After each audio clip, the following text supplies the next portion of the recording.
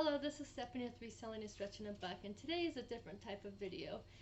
It's about a friend I follow on YouTube. His name is Robert's Ride Along, and his name is Robert Stowe. And he did a video about a book he wrote, and it really interested me. It's about homeless people, and I've always cared about people who go without and people on the streets, and especially homeless people. I've always actually wanted to do a book on that, but I'm not a good writer, and it's just something I've always been interested in, and like why people are on the street, how they end up on the street. Um, and I've always just cared for them. And a lot of people say, they probably deserve to be there. And maybe a lot of them do. Maybe they've screwed a lot of people over, or maybe they've committed major crimes. But you know what? Um, I don't know. I feel like a lot of people are there because of one mistake, or veterans who have mental illnesses, or like in the book I'm going to read in a second. It's just losing a job or having one too many things bad happen in their life, and they end up on the street. With the economy the way it is now, a lot of people are living in their car. They could work 2 or 3 jobs, and they have to still live in their car because cost of living is more than what people are able to make. But this is his book. It's called The Invisible in Plain Sight, and it's really good.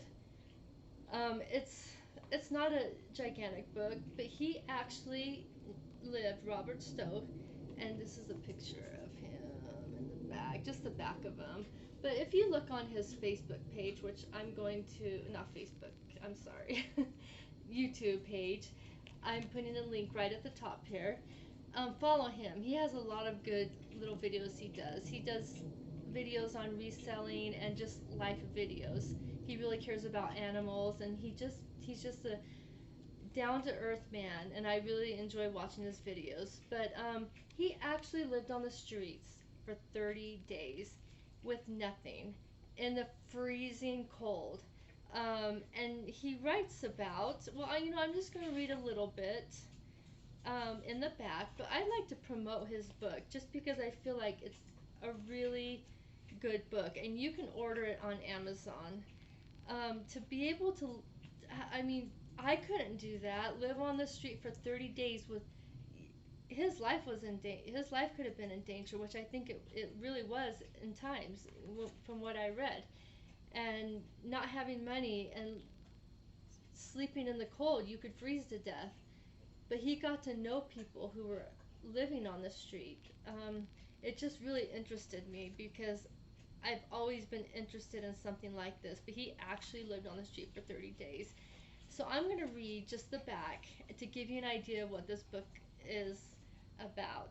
It says, I set out to live on the streets of Chicago for 30 days. I was tired of writing fictional stories, and I wanted to write the truth. The experience I lived, as described in the story, was not what I had expected. I found a story to write, but I also lived it.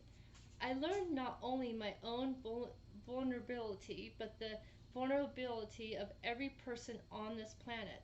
I found that everybody is only one mistake, the loss of one job, or one decision away from living on the street.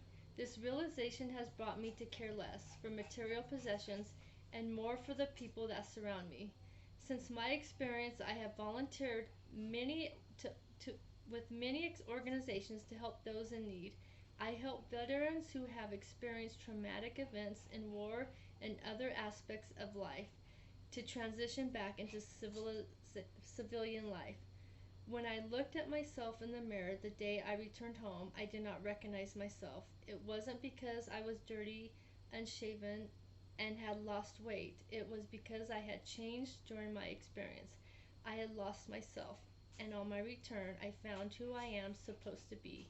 I am a person I never knew or expected to be.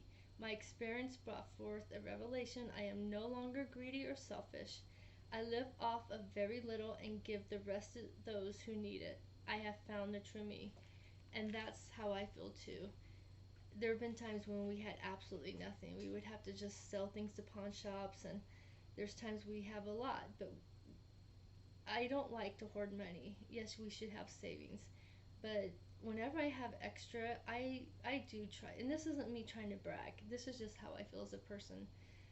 I like to give to those in need, or just people who don't have as much, or are starting out, because a lot of my years and even growing up, but just a lot of most of my life, I feel like I was barely making it from month to month.